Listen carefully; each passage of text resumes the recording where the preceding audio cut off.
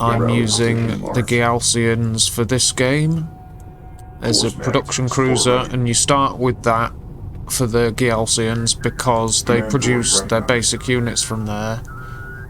And this produces, their carrier produces the salvagers and base runners, but then it's the cruisers and aircraft, and this produces the rest. All your standard vehicles, just like the Kiith that I was saying, they're a sub-faction of the Gaalsians. So they produce their basic units, just like these guys do. So basic setup, 2 salvagers at each resource patch. Salvager construction complete. You start with 4, so I put 2 on the construction units and then build 2, put them on the research units. My base runner, I'll set up a sensor pod eventually when I can afford it, and that'll give me some early warning. I'll set up a sensor pod around here and it'll give me some early warning. It's one of the features of the Gaalsian base runner, is that they can launch deploy a scanner, and it launches it a good distance, and that's an early warning post for you. Here's a production cruiser, but unlike the coalition support cruiser, this production cruiser, you can't gather resources to it until you research the ability to do so at the carrier. So for this game I decided to go for a more aggressive build, and I've left my carrier here, and I'm just going to harvest the resources from the starting location and this close by location. So I'll have about should have 12 salvagers, and I'll harvest that slot. But this production cruiser can head off towards the enemy, but hopefully along a route that it won't be discovered, because it's vulnerable on its own. But I can produce the basic units, salvagers and sand skimmers, and assault ships, railguns, missile ships, and the Gaalsians have 2 types of basic railgun, the assault and the heavy. So you can produce a good amount of units, your missile ships as well, so you can get by on just those, on the units they produce alone. You don't necessarily have to go for higher class units, especially if you're going for an early aggression build like I'm trying here.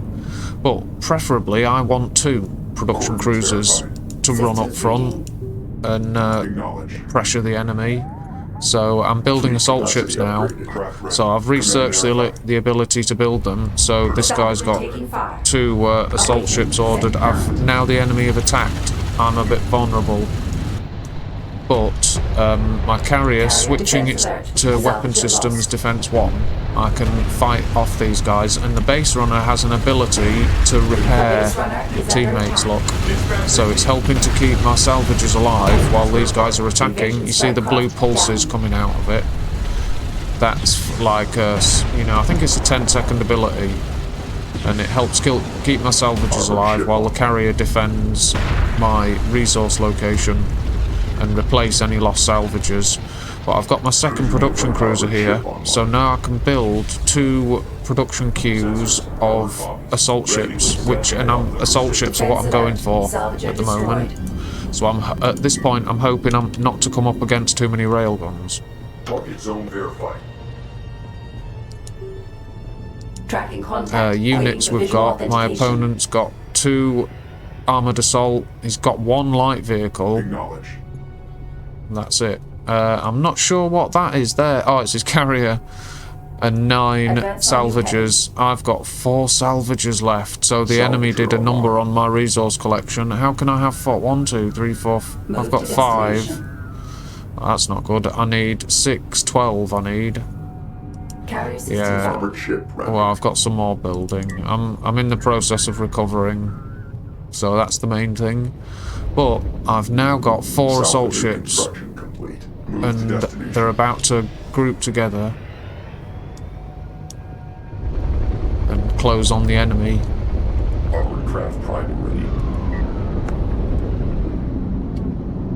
And there we goes. The enemy forces up there. I won't know that they're here. Obviously, if I go like this, you can see I don't know there's anything there.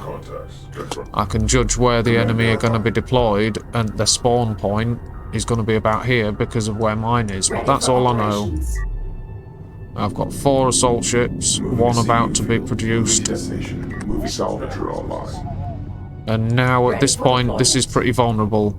You see, the Gaalsian base runner doesn't produce a turret like the Coalition base runner does. It's got the repair feature, and your units repair themselves anyway, but it doesn't have the turrets, so you need to think about other ways of defence. But here I've come up against armoured assault. See, I've lost 1 straight away. So what I've decided to do, get some repairs started, and then draw them over the edge of the sand dune and just destroy them one at a time.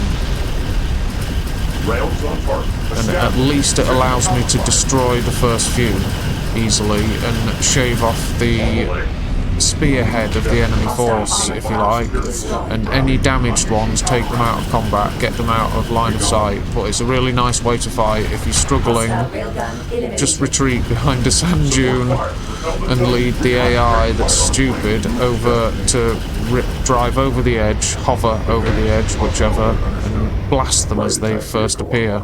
And as you saw, I was being defeated, but I fell back, and then the first 1-2 enemy units over the edge there were getting blasted by 4 assault ships.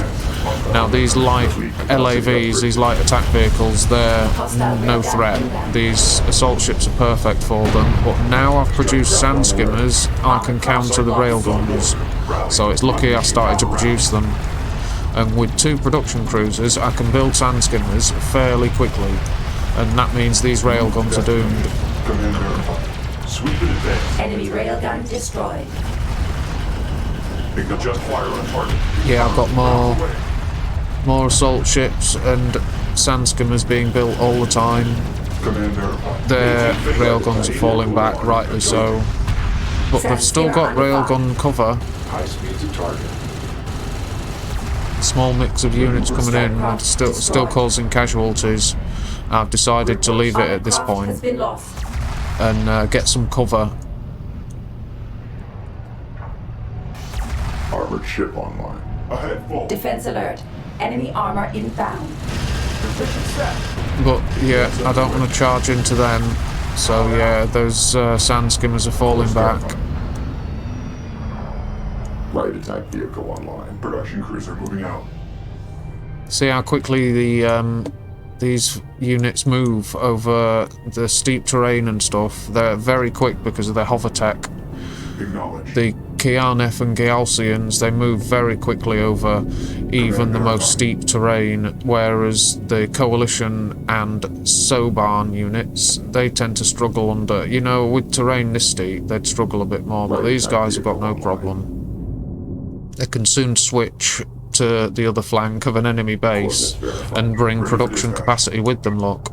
You know, look, they've got no problem with this sort of terrain, they just hover over it.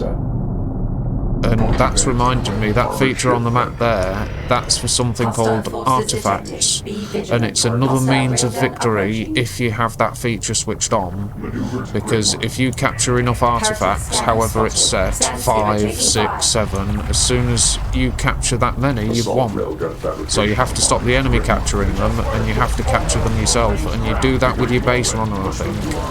But I haven't used the artifact feature in any of my videos yet, but it is another layer to the game, so there's no reason not to use it and not to get used to using it. So I am going to. I'll start including it in my videos because, like I say, it's another layer to the game, and why not include it if it is more of a challenge? So why not?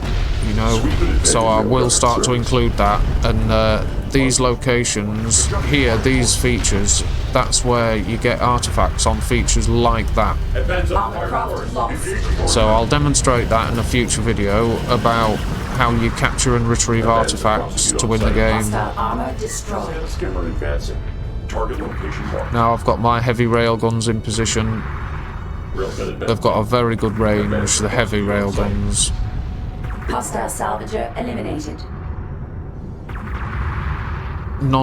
If once a target's moving, their accuracy drops a lot. Plus, if they're moving themselves, then their accuracy drops a lot. So, if the firer and the target are moving, you've got very little chance of hitting. But once that's still and elevated above the target, you're okay, you'll cause some damage. And if the target's still or hanging around, they're gonna get wiped, because they're extremely accurate as long as your target isn't moving. That's why light attack vehicles just slaughter them. Targeting the logistics modules by the looks of that. Nah, still on the salvages. But now I've built up these numbers, there's nothing they can do. I've fought off their main force, they're all done. Rally position marked. Oh, that was a nice shot. Attack vehicle rendering complete. Heavy railgun in service. Fleet capacity upgrade knowledge. Oh look, I've spotted the enemy. I'll reveal all now at this point because it's done. But it just shows you don't get to see all of what I was normally showing you in my videos. You don't get to see everything like that. Like with my siege cruisers, you can't see really far. You have to spot and scout and things to spot for units like that, which is why, you know, it won't always be exactly as I was showing it in those videos. It's just to give you a clear picture and show you what's going on, whereas if I didn't have reveal all switched on, I wouldn't have everything revealed. Look, these circles are where you detect things and stuff. That's like a warning ping of detecting an enemy unit. But once they're at a certain distance, you know, you can't see them anymore. So I've just had it. Oh, look at that! They got taken out. Oh, it's done because of the carrier. Yeah. Heretics have been repelled. Well, there you go. Those railguns just pinned down what was left, and that was because of these production cruisers. You can have a really nice early aggressive build that it does get you good enough resources to produce a decent force and keep up the pressure. And then all you need is a little bit of micro and skill, and you know, you're all right. The production cruisers are a really nice unit. So it's just a matter of protecting this, because if I wasn't against a standard enemy AI, you know, this would have been under more threat. You know, they did destroy a load of my salvagers, but I could soon replace them. So the Kiith, their base runner can produce those blast drones, so that could defend your base a bit, as well as the carrier. Excuse me, as well as the carrier, like the Gaalsian carrier defends you, and you'd get power upgrades, power reserve upgrades, so that you boost the power of your carrier's capabilities. That helps you defend your base. But the coalition, they have the turret and the AA turret, so it's just a completely different style of build. These guys are more aggression. Coalition have more strength in defense. It's a very different, they are very different opposites, which is a good thing. You know, they have to make the factions different and varied. So there you go, that was the production cruiser rush. So it gets assault ships into the enemy as early as possible, basically. You might be able to do it sooner than that, but because you can recycle your base runner and early on and get 75% of its value. There's an explosion to look at while I'm yapping on. But yeah, some builds with the double production cruiser, they say to sell the to recycle the base runner right at the start to help you with keep up the resources, help provide the funds for the double production cruiser build. So there you go, there's that build for you. My first sort of go at a kind of unique build for a faction in Deserts of Kharak. I hope you enjoyed this game. It was a bit of a basic combat for you all. And until next time, thank you very much everyone, and goodbye.